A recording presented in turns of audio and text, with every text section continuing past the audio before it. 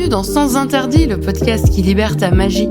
Je suis Flora, coach spirituel, et je t'aide à sortir de la matrice, à surmonter ton sentiment de décalage pour retrouver une vie alignée avec toi-même grâce à tes talents intuitifs. Tous les vendredis, seul ou avec une invitée, je vais te parler de spiritualité ancrée et décomplexée, avec des expérimentations, des histoires, des outils et des explorations du monde spirituel. Je t'invite à retrouver ce qui est le plus précieux, ta vérité. Bonne écoute!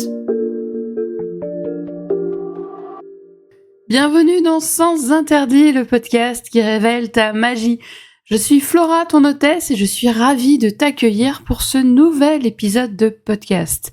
Je ne vais pas introduire le sujet, parce qu'en fait aujourd'hui j'avais envie de te raconter une histoire. Donc je vais te raconter cette histoire, c'est là qu'on va pouvoir tester mes talents de conteuse, et je t'invite à prendre une boisson chaude, te mettre sous ton plaid, ou alors prendre une boisson fraîche et te mettre sous ton ventilateur, ou ta clim, ventilateur 1, oui, si tu m'écoutes par ce chaud mois d'août. Voilà, donc il était une fois, une de mes amies, et ça c'est vrai, c'est vraiment une de mes amies, qui avait un si grand cœur que chez elle, c'était un petit peu la maison du bon Dieu. Chez elle, tu venais, tu savais que même si tu n'étais pas attendu, tu allais pouvoir avoir un café, tu allais pouvoir avoir une épaule sur laquelle t'appuyer, tu allais pouvoir recevoir de l'aide. Enfin, bref, j'adore cette femme. Mais un jour, sa fille cadette est tombée gravement malade. Je donnerai pas de détails sur la maladie, tout comme je ne donnerai pas de détails sur mon amie, parce qu'il y a un truc, on appelle ça la confidentialité, la discrétion, voilà. Mais un jour, sa fille cadette est tombée très gravement malade. Et quelques semaines après, a réapparu dans la vie de mon amie une vieille copine de lycée à elle, qui lui a très rapidement présenté l'homme avec lequel elle sortait.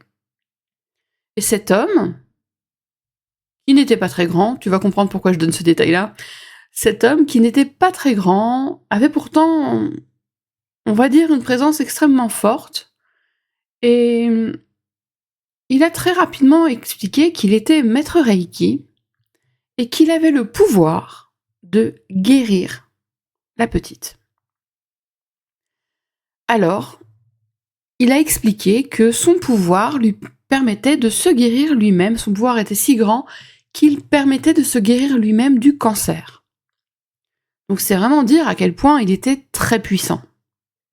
Il a proposé, à titre gratuit, de soigner la petite. Alors, chaque semaine, il est venu, il s'enfermait dans la chambre de la petite, pendant 1 heure, et puis au bout d'1 heure, il sortait, généralement il était affamé, la petite était un peu saoulée, et puis voilà, toutes les semaines.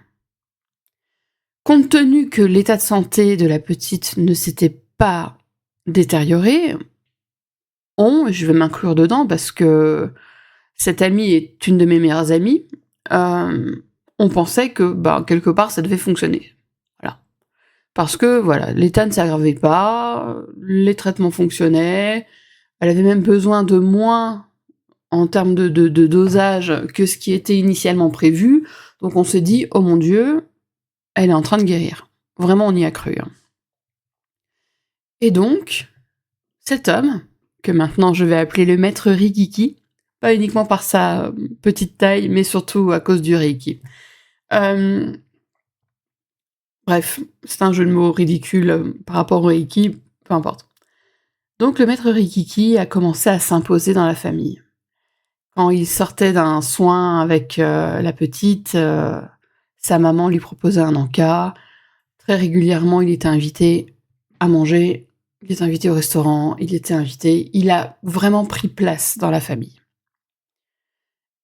Et donc il a vraiment commencé à entretenir une relation extrêmement privilégiée, non seulement avec la famille nucléaire, si je puis dire, de mon ami, donc son mari, ses filles, etc., mais aussi ses parents, ses oncles, ses tantes, etc. Et il a commencé à parler de ses projets. Ses projets étant entre autres d'aller s'installer à la Martinique ou en Guadeloupe pour ouvrir un hôtel-restaurant. Et il a commencé à parler de ses projets au papa de mon ami, en lui disant: «Mais tu te rends compte, si tu investis 100 000 €, je te garantis qu'en 1 an, tu en récupères au moins le double, tu vois un peu le patrimoine que tu pourrais laisser à tes petites filles, c'est vraiment incroyable, et puis tu sais, moi je suis chef de restaurant, donc je sais comment ça marche, je sais tenir une équipe». Imagine le beau parleur. Un jour, il était prévu que le maître Rikiki vienne avec sa compagne chez moi boire un café. Et mon chien, à l'époque j'avais Beowulf, mon chien a voulu l'empêcher d'entrer. Pourtant mon chien était très sociable, pas très sociable avec les chiens, bon ça c'est ma faute, mais très sociable avec les humains, vraiment très accueillant. Et là, c'était drôle parce que c'était un Eurasier, donc c'est des chiens très très poilus. Il s'était complètement gonflé façon ours, et il était en protection sur moi. Et je me suis dit: «Mais ça va, il a fumé la moquette», je l'ai grondé, je l'ai puni et j'ai laissé rentrer le maître Rikiki. Et ça m'a quand même travaillé. Je me dis: «Il y a un truc qui cloche». Alors le lendemain ou surlendemain, je suis allée voir mon ami, je lui dis: «Écoute, c'est un truc bizarre quand même, parce que le maître Rikiki, il est venu à la maison et ben, Beowulf a pas voulu le laisser entrer, il s'est montré super agressif». Je dis: «Je comprends pas». Et elle me dit: «Ben oui, pourtant, c'est un gros nounours, il est super gentil». Je dis: «Ben oui, je comprends pas». Et j'avais toujours mon jeu de cartes sur moi, donc j'ai sorti les cartes, et puis j'ai fait un tirage. Ça, c'est un détail que t'as pas dans l'article sur mon blog. J'ai fait un tirage parce qu'en fait, je voulais y voir clair sur les intentions du maître Rikiki. Bon, on n'a pas été déçus du voyage, et on a commencé à détricoter le truc. On a appelé la petite, parce que subitement, on s'est dit: «Waouh, il y a un truc qui cloche». On a vraiment, en fait, fait confiance à mon chien. On a fait confiance à l'instinct de mon chien. Et donc, bon, moi, je parle à travers mes traumas, mais j'ai eu tout de suite très peur pour la petite, parce qu'en fait, on ne savait pas du tout ce qui se passait dans sa chambre. Et on l'a appelée, et je lui ai demandé, de façon aussi diplomate que possible et la moins alarmante que possible, donc de façon aussi neutre que possible, je lui ai demandé, je lui ai dit: «Mais alors du coup, quand le maître Rikiki vient pour te soigner, comment ça se passe?» Et là, la gamine, elle explique et elle dit: «Ben, il me fait me mettre en culotte», moi je blêmis, «on médite, et puis après, il met ses mains sur certaines parties de mon corps et il pète». Autant te dire que j'ai éclaté de rire quand elle a dit ça. Alors, bon, j'ai éclaté de rire par rapport au prout, hein, mais j'ai voilà, on ne se refait pas. Mais et je lui dis: «Tu me montres où est-ce qu'il t'a touché?» Donc elle m'a montré, c'était pas, c'était pas des attouchements, c'était pas déplacé. C'était très déplacé qu'elle soit en petite culotte, hein. C'était une enfant de 7 ou 8 ans à l'époque. C'était extrêmement déplacé qu'elle soit en culotte, mais les gestes, eux, n'ont pas été déplacés. Ouf. Cela étant, je tiens quand même à préciser que cette jeune femme, parce que maintenant c'est une jeune femme, cette jeune femme n'a pas du tout été élevée en mode gentille petite fille. Il faudrait élever toutes nos filles de cette façon. Parce que c'était une gamine vraiment très directe, très cash. Si elle avait un truc à dire, elle le disait. Et s'il y avait eu, elle avait un sens extrêmement précis de ce qu'on pouvait faire avec elle, quelles étaient les limites de son corps. Elle n'était pas du tout élevée pour faire plaisir aux adultes. Elle le faisait si elle en avait envie, mais pas c'est l'adulte, du coup je dois obéir impérativement et je dois faire tout ce qu'il me dit, pas du tout. Elle était vraiment, enfin en fait, super bien élevée. Vraiment, il faut élever nos filles comme ça. Et je sais, sa maman le savait aussi, mais on a quand même eu cette inquiétude. Je sais que s'il y avait eu quoi que ce soit qui lui fasse se poser des questions par rapport au geste du maître Rikiki sur elle, s'il y avait eu quoi que ce soit d'équivoque, elle aurait appelé son père, elle aurait appelé sa mère. Voilà. Je ne vais pas pouvoir t'expliquer dans les détails comment le maître Rikiki a été chassé, parce qu'il a réellement été chassé de chez mon ami, parce que je ne m'en souviens plus. Ça, cette partie-là, je ne m'en souviens plus, mais ça s'est vraiment passé en l'espace de quelques jours où le poteau rose a été complètement découvert, où on a compris qu'il était sur le point de soutirer 100 000 ou 150 000 euros au papa de mon ami, parce qu'en fait, il l'avait convaincu de vendre tous ses biens. Voilà, c'est vraiment ça qu'il faut voir. Il l'avait convaincu de vendre tous ses biens, d'aller se trouver un appart tout pourri, de vivre en location dans le coin de Metz, et puis de donner tout son argent à Coco Lastico, là. Donc il était vraiment sur le point de faire ça. Je sais plus du tout comment s'est passée la confrontation, je me souviens juste qu'il est parti en hurlant et compagnie. Mais voilà comment est sorti le maître Rikiki de la vie de mon ami et de sa fille. Pourquoi je t'ai raconté cette histoire ? Je te raconte cette histoire parce qu'en fait, il faut qu'on parle des red flags. Il est impératif de parler de ce qui aurait dû nous alerter. Mais pourquoi est-ce que ça ne nous a pas alertés ? Déjà, moi, d'une part, j'ai ma responsabilité. Moi, très honnêtement, j'étais en recherche d'un mentor. Ça faisait un moment que j'avais envie d'apprendre à guérir avec les mains. Ça faisait vraiment longtemps que j'avais envie de le faire. Et arrive ce maître Reiki. Je connaissais de nom le Reiki parce que ça faisait déjà des années que j'en entendais parler. Et il arrive. Et là, je me suis dit, génial, quelqu'un va pouvoir me guider. J'étais en recherche d'un guide.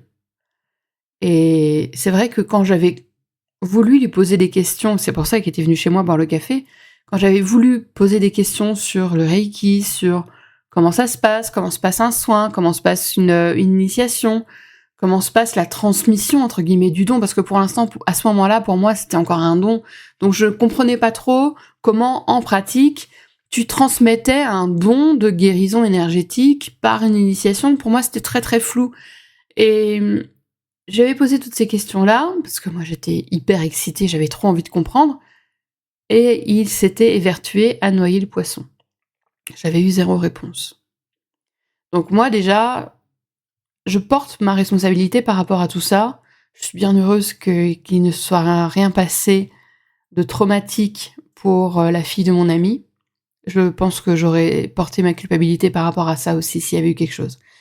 Mais voilà, je porte une forme de responsabilité parce que moi, je le voyais pas par les yeux de l'amour, mais je le voyais par les yeux de l'admiration. Parce que je voyais quelqu'un, je voyais une sorte de but à atteindre. Je voyais vraiment un mentor, quelqu'un qui allait pouvoir m'aider à développer un talent que je sentais venir en moi. Mais mon amie, elle s'est retrouvée avec un homme qui lui a promis de guérir sa fille. Sa fille qui était très gravement tombée malade, qui avait failli mourir, et qui, maintenant, a une maladie chronique.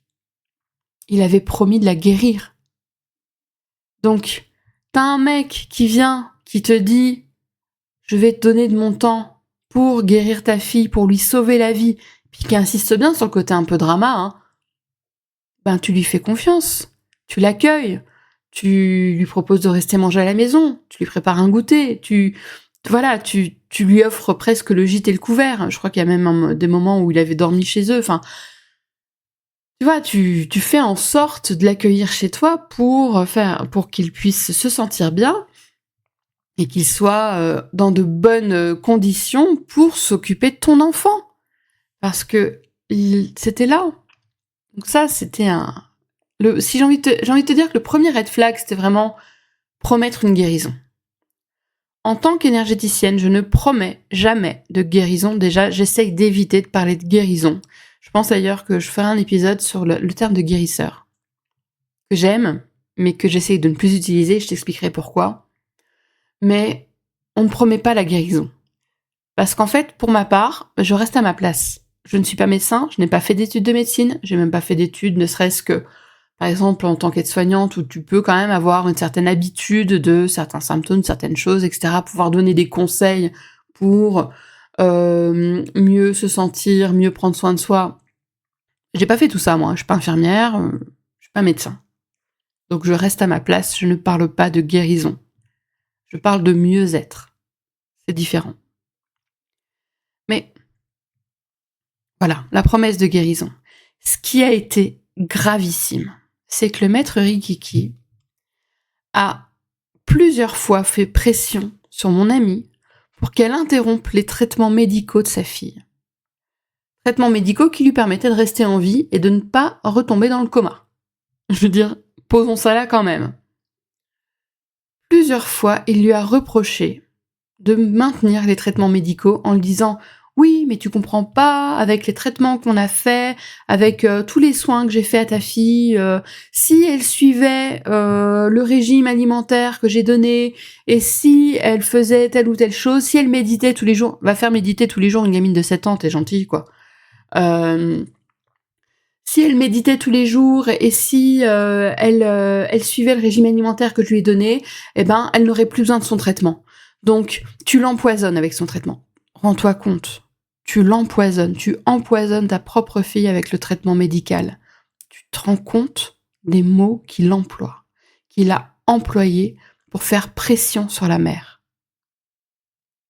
C'est au-delà de dégueulasse, en fait. C'était de la manipulation crasse. Et il a vraiment outrepassé, quand bien même il aurait été, parce que maintenant j'en doute plus qu'un petit peu, j'en doute complètement, quand bien même il aurait été maître Reiki.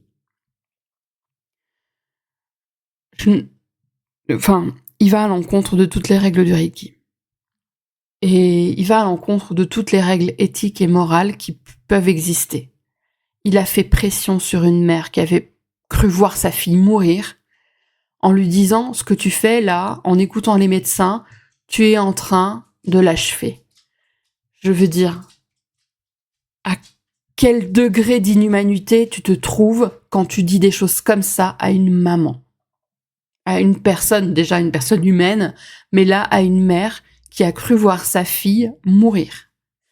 Je n'en reviens toujours pas. Tu vois, là, je t'en parle comme ça s'est passé il y a un peu plus de 15 ans, mais je n'en reviens toujours pas de son degré d'inhumanité et de manipulation. Donc, il faut vraiment comprendre ça.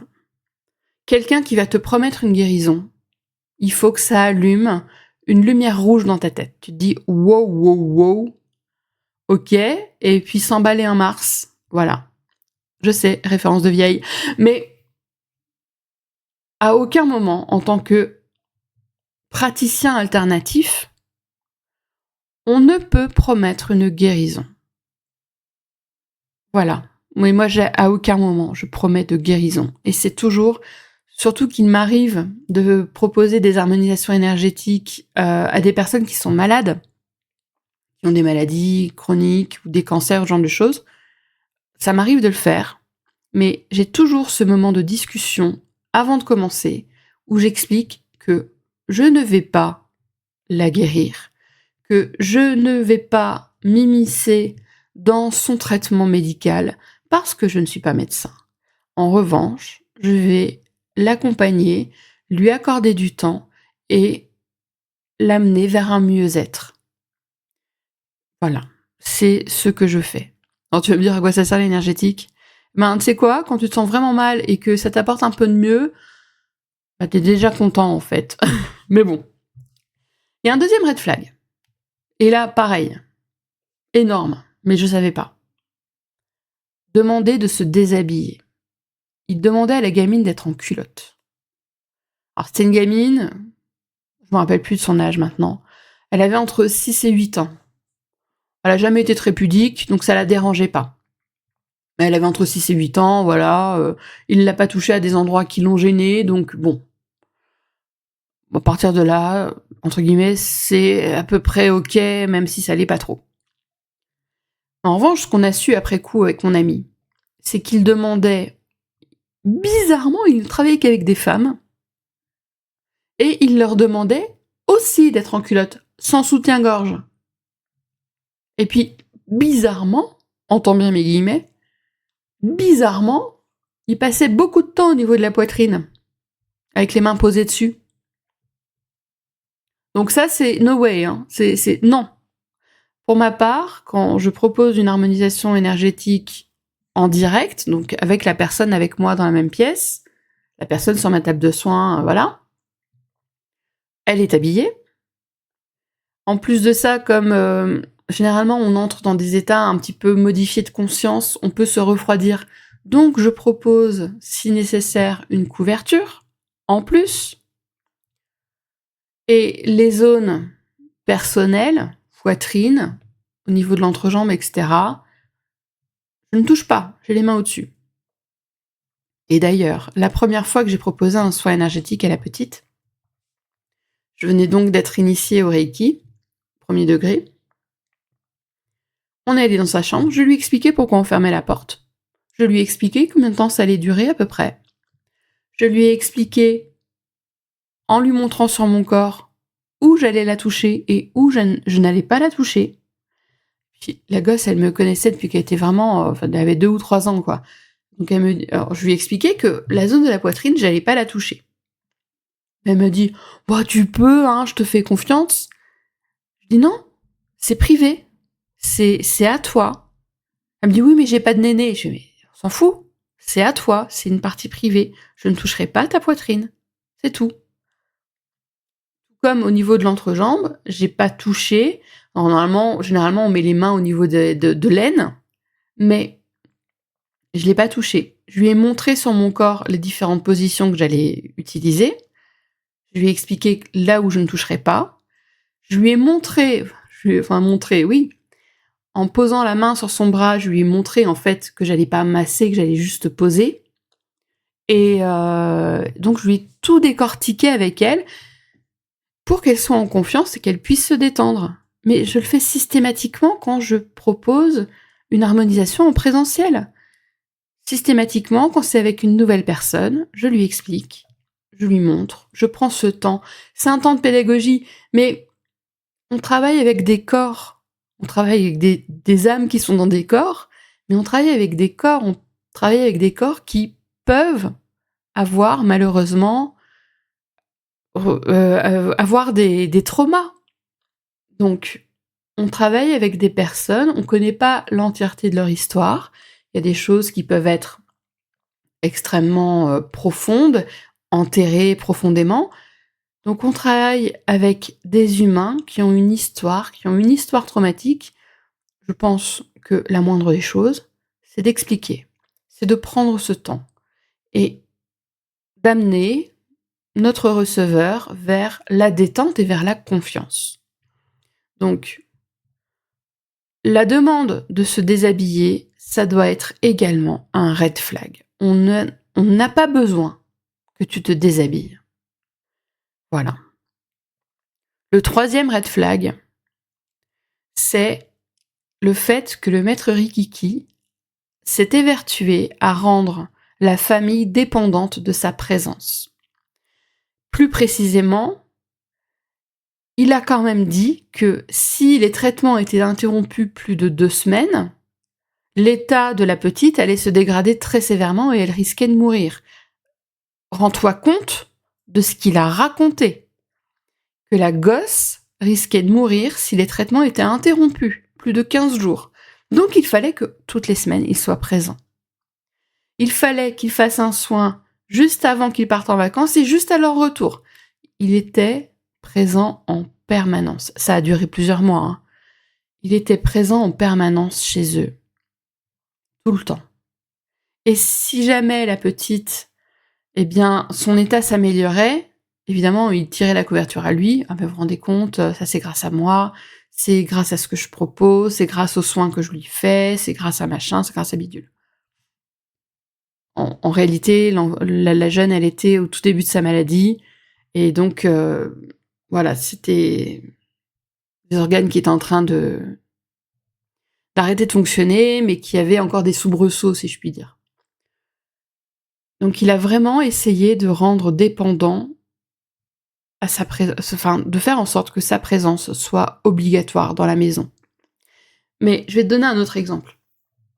J'ai entendu parler d'une énergéticienne qui est dans le sud, qui s'occupe d'une dame que je connais. Cette dame, elle a souffert d'un deuil. Elle s'en est toujours pas remise. Le décès d'un de ses enfants il y a combien de temps ? Il y a 8 ans, je crois. Et elle allait voir un psychiatre. elle était médicamentée, et en même temps, elle allait voir une énergéticienne. Et maintenant, elle ne voit plus que l'énergéticienne. Diligemment, chaque semaine, l'énergéticienne lui a fait arrêter d'aller voir un psychiatre. Elle lui a fait arrêter ses médicaments. Et en fait, elle ne voit en elle qu'une machine à sous. Je ne comprends pas. Je ne comprends pas à quel degré de non-éthique tu peux te trouver pour prendre en otage la santé mentale de quelqu'un. Je suis abasourdie. Cette dame en question, je ne peux pas discuter avec elle. Voilà, parce qu'on s'entend pas du tout. Mais il n'empêche que je suis abasourdie du manque d'éthique et de morale de son énergéticienne, qui, elle, est juste contente de toucher du pognon toutes les semaines. Pour ma part, ça m'est déjà arrivé, et ça m'arrivera à nouveau, et c'est ok. J'ai déjà dit à des clientes, de façon beaucoup plus diplomate que ce que je vais dire là maintenant tout de suite, j'ai déjà dit à des clientes, est-ce que tu ne penses pas qu'il pourrait être intéressant pour toi de prendre rendez-vous avec un spécialiste en santé mentale ? Voilà. Je l'avais dit avec beaucoup plus de douceur, je l'avais beaucoup mieux amené, mais là je suis pas dans le contexte. Mais parce que je ne suis pas mandatée pour, je ne suis pas formée pour. Je ne vais pas prendre de risques avec une cliente, avec son état émotionnel, avec son état psychologique. Je ne vais prendre aucun risque pour elle. Parce que ce qui compte pour moi, ce qui passe au-dessus de tout, c'est son mieux-être. C'est sa prise en charge la plus efficace possible et la plus juste possible. À aucun moment, je vais dire à quelqu'un arrête d'aller voir ton psy, ça sert à rien, regarde où t'en es après 8 ans, ça sert à rien, il y a que les soins énergétiques qui vont t'aider. Non, en fait. Non. Non, parce que moi, ce que je me place au-dessus de tout, c'est l'autonomie. Donc, c'est de rendre autonomes mes clientes, et c'est l'éthique. Et je peux te dire que j'ai une éthique qui est assez rigide. Voilà. Donc, je ne comprends pas. Et moi, j'avais pas prévu de le dire, mais il se trouve que moi, les personnes avec lesquelles je travaille en énergétique, très souvent, n'ont besoin de moi qu'une fois. Parce qu'en une fois, c'est réglé. Et j'en suis bien heureuse. Alors, d'un point de vue marketing, c'est merdique, on est d'accord.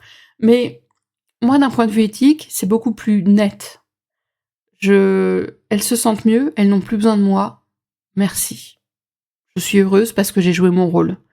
Mon rôle, c'est pas d'être là en mode béquille sur tout le restant de sa vie, c'est d'être là, sur le bord de sa route, de lui apporter mon aide quand elle en a besoin, et elle poursuit sa route, elle poursuit son histoire. Et c'est ok. Ouais, c'est nul d'un point de vue marketing, je sais. Je m'en fous. En fait, je m'en fous. Je m'en fous royalement. Mais l'un des plus grands principes pour moi, c'est l'autonomie. Et c'est pour ça que j'enseigne. C'est pour ça que j'enseigne l'énergétique. C'est pour ça que je suis en train de recréer mon programme autour du Lao Chi, qui contient à la fois l'initiation au Lao Chi, l'exploration du Lao Chi de façon entre guillemets traditionnelle, on va dire traditionnelle avec des guillemets parce que le Lao Chi ça date des années 90, 1990. Oui, la vieille, qui est née au XXe siècle. Mais, donc, t'as une première partie sur le Lao Chi traditionnel, mais après, je te donne toutes mes techniques, pratico-pratiques, non dogmatiques, on est dans les rimes en hic, là, non dogmatiques, pour que tu puisses prendre soin de toi toute seule. Et si t'en as besoin, tu me demandes un coup de main. Mes clientes le savent. À partir du moment où elles ont été clientes, surtout mes élèves en Lao Chi, par exemple, elles le savent. Si elles en ont besoin, elles me demandent. C'est open bar. Mais elles sont autonomes. Elles n'ont pas besoin d'aller voir une énergéticienne toutes les semaines pour maintenir leur taux vibratoire, pour passer ceci, cela. Elles peuvent prendre soin d'elles toutes seules. c'est le plus important. Moi, le marketing, je m'en fous. Mais je m'en fous royalement. Ce que je veux, c'est que mes clientes aient des outils pour prendre soin d'elles. Et ces outils, elles les obtiennent. Elles obtiennent le service après-vente. Et après, elles n'ont plus besoin de moi. Voilà. Donc, ce que j'ai voulu te raconter, ce que j'ai voulu te partager avec cette histoire, ce sont des red flags. C'est pas les seuls red flags qui existent, mais ce sont des red flags qu'on aurait dû voir, qu'on n'a pas été en capacité de voir parce qu'on était un peu subjugué, si tu veux, par le maître Rikiki. Moi, j'avais un vrai manque de connaissances dans le domaine qui me permettait pas d'avoir le recul nécessaire pour piger qu'il disait vraiment de la merde. Parce que pour moi, c'était tellement magique, l'imposition, la transmission d'énergie par l'imposition des mains. Je trouve ça tellement ouf que il avait forcément raison parce que moi, j'y connaissais rien. Quoi qu'il en soit, je t'ai partagé 3 gros red flags. La promesse de guérison, le fait qu'on te demande de te déshabiller et la tentative de te rendre dépendante aux, entre guillemets, soins. Ça doit être des gros red flags pour toi. Parce qu'après que tu veuilles y retourner, mais libre à toi. En revanche, à aucun moment il faut qu'on t'impose le rythme. À aucun moment. Parce que, entre nous, c'est pas nécessaire. C'est absolument pas nécessaire. J'ai cru que c'était nécessaire quand j'avais été initiée au Reiki. Je pensais qu'il fallait faire un soin et qu'il fallait en refaire un la semaine suivante. Parce que, voilà, c'était une croyance que j'avais. La vérité, c'est que c'est pas nécessaire. Donc, suis ton rythme à toi, suis ta propre intuition. Et si tu as envie de découvrir mon programme autour du Lao-Chi, je t'invite à t'inscrire sur la liste d'attente. Il va sortir dans les semaines à venir. En étant inscrit sur la liste d'attente, tu bénéficieras d'un tarif préférentiel, qui sera même plus intéressant que pour les personnes inscrites à ma newsletter classique. Donc, si t'as vraiment l'appel de découvrir un système de soins énergétiques, d'harmonisation énergétique, qui est super utilisé, que moi j'adore transmettre, qui est très très beau à utiliser en tant que praticienne. Si tu as envie de découvrir ça, vraiment, inscris-toi à la liste d'attente. En tout cas, je te remercie pour ton écoute. On se retrouve la semaine prochaine pour un nouvel épisode. Et n'hésite pas à me dire ce que tu penses des pratiques du maître Rikiki et à me partager tes propres red flags sur mes réseaux sociaux ou en commentaire sous cet épisode. À très bientôt!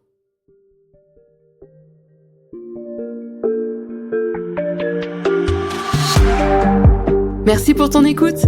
J'espère que cet épisode t'a plu. Je t'invite à le partager avec une personne qui peut en avoir besoin et à me laisser un commentaire. Tu peux me retrouver en dehors du podcast pour échanger avec moi sur mon site, sur Instagram ou encore par email. Les infos sont en description de l'épisode. On se retrouve la semaine prochaine pour un nouvel épisode de Sens Interdits. À très vite!